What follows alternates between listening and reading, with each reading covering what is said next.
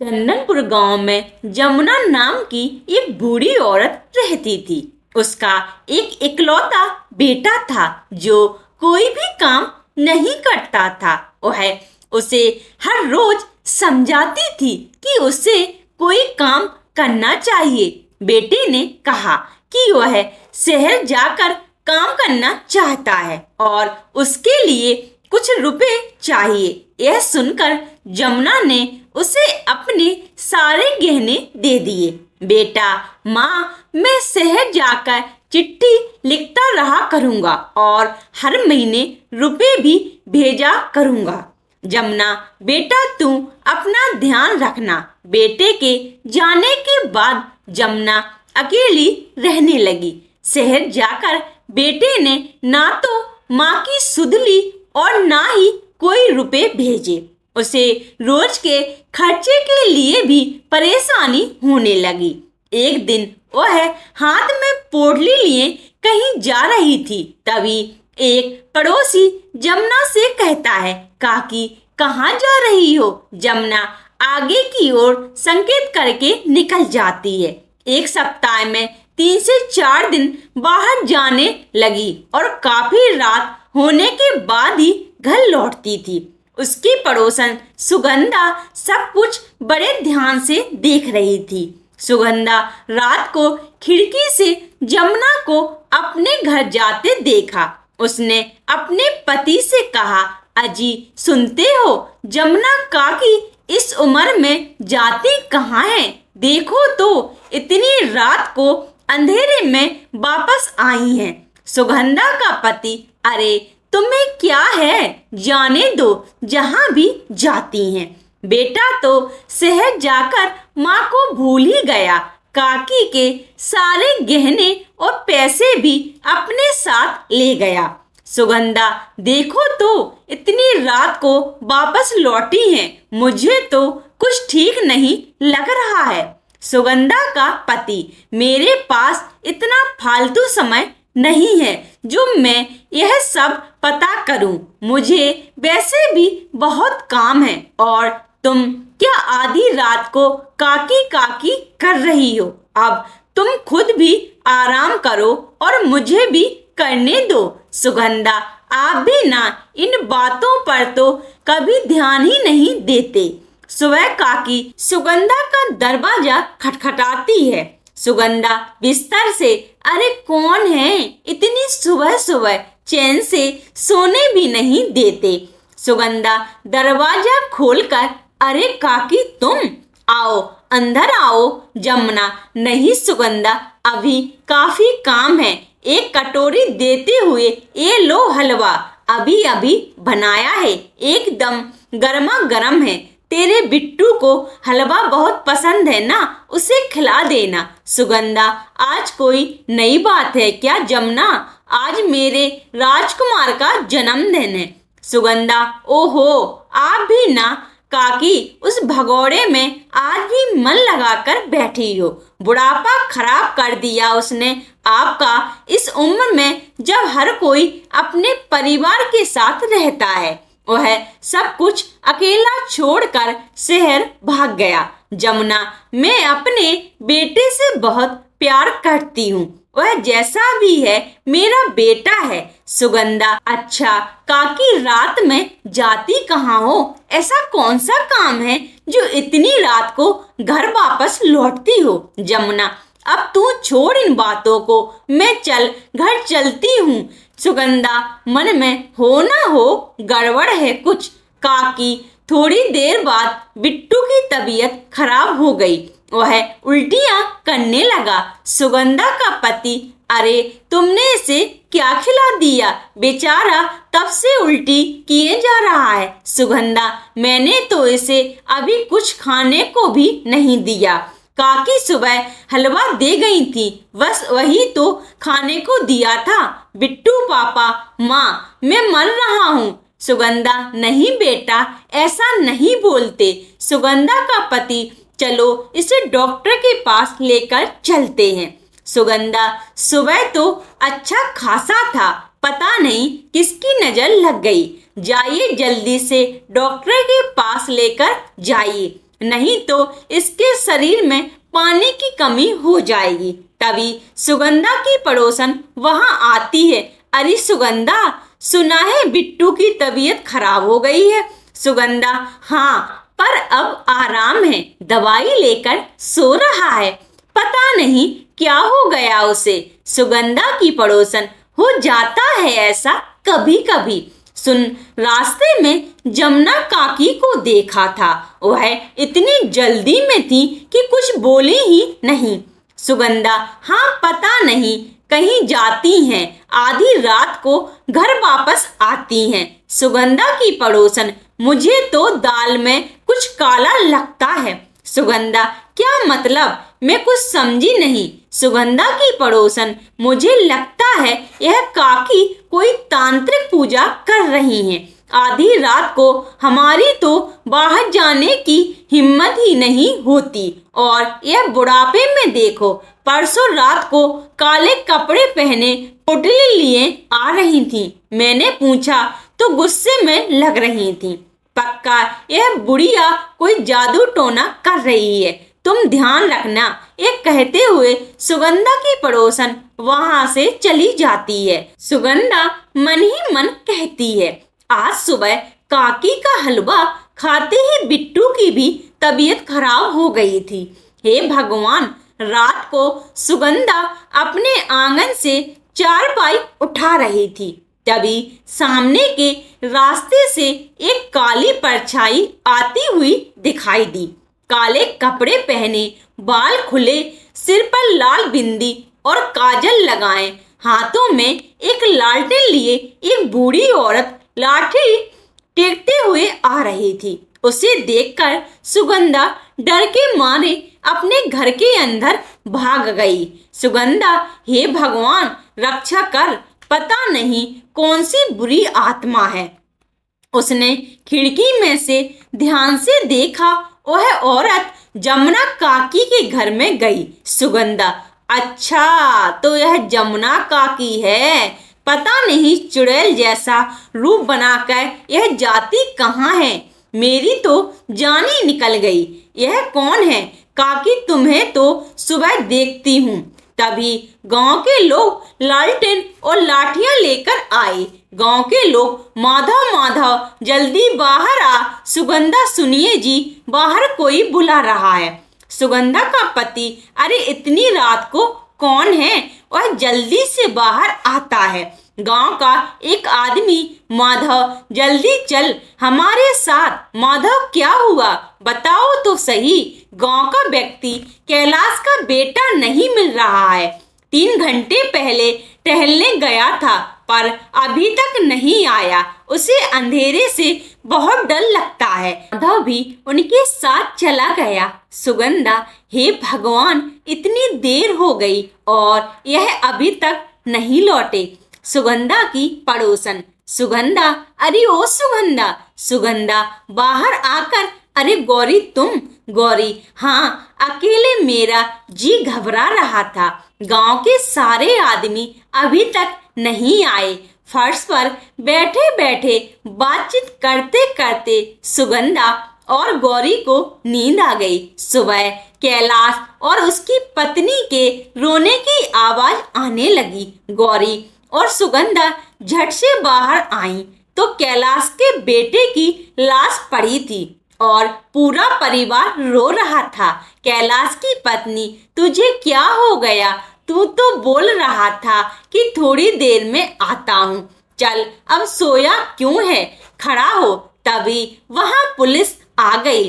अरे, इसकी बॉडी पर तो चोट के निशान हैं। पुलिस लाश को लेकर चली गई और गांव वाले कैलाश और उसकी पत्नी को संभालने लगे। गांव की कुछ औरतें सवाल करती हुई कहती हैं, यह सब कैसे हुआ? उनमें से एक आदमी जवाब देता है, हम सब बाहर सड़क पर टहल रहे थे, तभी कैलाश का बेटा वहां पड़ा हुआ दिखा। सुगंधा, मैं जानती हूँ कि यह सब किसने किया है। गांव के सभी लोग हैरान होते हुए पूछने लगे, किसने किया है यह सब? सुगंधा, जमुना काकी ने। आपके जाने के बाद सबसे पहले वही लौटी थी। आजकल गांव के बाहर पता नहीं कहाँ जाती हैं। इसे देखकर तो मैं पूरी तरह घबरा ही गई थी। वह आधी रात गए ही वापस आती है। कल जैसे ही आप निकले थे ठीक उसके बाद वह अपने घर में घुस गई थी। कल जब उसने हलवा दिया तो मेरे बिट्टू की भी तबीयत खराब हो गई थी। गौरी, हाँ, पता नहीं इनके घर में क्या चल रहा है। इनका बेटा तो इन्हें भूल ही गया है। गांव का एक व्यक्ति, बुरा मत मानना, कई दिनों से शक तो मुझे भी था कि यह बुढ़िया अजीब अजीब सी हरकतें कर रही है। शायद कोई तांत्रिक क्रिया। गौरी, मुझे तो लगता है यह अपने बेटे को घर लाने के चक्कर में हमारे बेटों की बलि दे रही है। कैलाश के लड़के को इसी ने मारा है। उस रात को यही सबसे पहले घर आई थी। सुगंधा, नाना, ऐसा मत बोलो, भगवान सबकी रक्षा करे। गांव का व्यक्ति, गांव में पंचायत को बुलाओ और इस बुढ़िया को भी जल्द से जल्द फैसला करो। शाम को एक व्यक्ति जमुना काकी को बुलाने जाता है तो वह बूढ़ी औरत हाथ में एक पोटली लिए दरवाजा बंद कर रही थी। आदमी, अरे काकी, तुम्हें पंचायत ने बुलाया है। जमुना काकी, अभी तो मैं जरूरी काम से बाहर जा रही हूँ, बाद में आ जाऊंगी। आदमी, काकी, पंचायत बैठी हुई है, बहुत जरूरी काम है आपसे, जल्दी चलो। जमुना काकी, अरे मेरा काम भी तो जरूरी है, जा कह दे बाद में आऊंगी। आदमी, नाना जल्दी चलो वरना उठा के ले जाएंगे। जमुना काकी, अरे कोई जबरदस्ती है क्या? आदमी, आप चुपचाप चलो मेरे साथ। जमुना काकी गांव के उस आदमी के साथ पंचायत चली जाती है। सरपंच, जमुना काकी, तुम आजकल रात में कहाँ जाती हो? सुना है आधी रात को लेट घर आती हो। जमुना काकी, मैं कहीं भी जाऊं, कितनी देर रात आऊं, गांव वालों को इससे क्या? सरपंच, पोटली में क्या है? जमुना काकी, कुछ नहीं। सरपंच, जरा खोलकर दिखाओ। जमुना काकी, नाना यह मेरी है, मैं क्यों दिखाऊं? सरपंच के इशारे पर एक आदमी ने काकी से पोटली छीन ली और उसे खोला। सरपंच काले कपड़े, बिंदी, चूड़ी, माला दिया और अगरबत्ती। क्या मतलब है इनका? गौरी, मैं ना कहती थी यह बुढ़िया जरूर कोई तांत्रिक क्रिया करती है और आज पता नहीं किसकी बलि देगी। सुगंधा बिल्कुल सही कह रही हो। कल रात चुड़ैल के भेष में आई थी, मैं तो डर गई, पहचान ही नहीं पाई कि यह काकी थी। सरपंच, काकी, क्या तू यह सही कर रही है? गांव का एक आदमी कहता है इसी ने मारा है कैलाश के बेटे को। मुखिया जी, इसे तो सीधा पुलिस के हवाले कर दो। सरपंच, काकी, क्या तुम्हें अपनी सफाई में कुछ कहना है या ये जो लोग कह रहे हैं वह सच है? यहाँ तुम्हारे रहने के तौर तरीकों से गांव वालों की बात सच लग रही है। जमुना काकी, मैं क्या बताऊं, मुझे देर हो रही है, मैं जा रही हूँ। जमुना काकी जब वहां से जाने लगी तो सरपंच ने एक आदमी को काकी को रोकने का इशारा किया। वह आदमी काकी का रास्ता रोककर खड़ा हो गया। गांव का आदमी, मैं तो कहता हूँ इस बुढ़िया को ऐसा सबक सिखाओ कि इसका पूरा जादू टोना निकल जाए। हाँ, कहते हुए उसने एक कंकड़ उठाकर बुढ़िया के ऊपर फेंक दिया। गौरी, इसे गांव से धक्का मारकर बाहर निकाल दो। आदमी काकी का हाथ पकड़कर उन्हें जबरदस्ती खींचने लगा और वह गिर गई। तभी काले कपड़े पहने, बाल खोले 4 बूढ़ी औरतें भागती हुई आईं। औरतें, तुम्हें शर्म नहीं आती उनके साथ ऐसा करते हुए? गांव के लोग, अच्छा तो यह अकेली नहीं, पूरा का पूरा गैंग है। तभी मैं सोचूं काकी के अकेले ऐसा करने की हिम्मत कैसे हो गई। गौरी, सरपंच जी, अब तो सब कुछ आपकी आंखों के सामने है। ये सब जादू टोना करके पूरा गांव बर्बाद कर देंगे। इससे पहले किसी और की जान जाए, कुछ करो। सरपंच, तुम लोगों ने कैलाश के बेटे को मारा है, सच सच बताओ, वरना ठीक नहीं होगा। जमुना काकी, नहीं नहीं सरपंच जी, हमने ऐसा कुछ नहीं किया और औलाद के जाने का दुख मुझसे ज्यादा और कोई नहीं समझ सकता। सरपंच, तो सच क्या है? तुम यह जादू टोना किस लिए करती हो? जमुना काकी, यह सब औरतें दूसरे गांव की हैं। हम सब जादू टोना नहीं करते, घर चलाने के लिए काम करते हैं, ताकि इस उम्र में किसी और के आगे हाथ ना फैलाना पड़े। गौरी, ऐसा कौन सा काम करती हो? जमुना काकी, बुढ़ापे में कौन काम देता है, इसलिए हम सब रुदाली किसी दूसरे की मौत पर मातम मनाने वाली बन गए। अमीर लोगों के पास अपनों के मरने पर रोने का समय नहीं होता। जग दिखाई के लिए वे रुदाली बुला लेते हैं। हम सब वहां जाकर मातम मनाते हैं, लाश के आगे दिया बातें करके खूब रोती हैं। किसी और की मौत पर रोने के लिए काले कपड़े पहनने की हमारी मजबूरी है। मनुष्य काम है तो छुप छुप कर रहे हैं, ताकि किसी और को पता न चले। जमुना काकी, वहां जाकर हम अपने हालातों को याद कर लेते हैं और रोना अपने आप आ जाता है। मातम आधी आधी रात तक चलता है और बदले में रोने के कुछ रुपए मिल जाते हैं। उसी से हम सब अपना घर चला रहे हैं। वापस लौटते हुए देर हो जाती है तो उन्हीं कपड़ों में सबसे छिपती हुई आती हूँ। अगर आपको लगता है यह गलत काम है तो आप जो सजा देना चाहते हो दे सकते हो। सुगंधा, फिर कैलाश के बेटे को किसने मारा? सरपंच, पता नहीं क्या हो रहा है। तभी वहां कुछ पुलिस वाले आए। पुलिसकर्मी, सभी गांव वाले ध्यान से सुनो। कैलाश के बेटे की हत्या किसी आदमी ने नहीं बल्कि जानवर ने की है। पोस्टमार्टम में जो उसके शरीर पर निशान पाए गए हैं वह एक बैल के सिंग के हैं। गांव का व्यक्ति बैल, लेकिन यहाँ तो सब अपने बैलों को बांध कर रखते हैं। पुलिसकर्मी, हमारी तहकीकात में पता चला है कि कल रात जमींदार का एक खतरनाक बैल उसके नौकर को धक्का मारकर वहां से निकल गया था। नौकर ने डर की वजह से किसी को यह बात नहीं बताई। गांव का व्यक्ति, इससे यह पता थोड़ी ही न चलता है कि बैल ने ही उसे मारा है। पुलिसकर्मी, भाई, हमारे पास और भी कोई सबूत है। जब वह बैल जमींदार के घर वापस गया तो उसके सींगों पर खून के निशान थे। वह खून कैलाश के लड़के का है।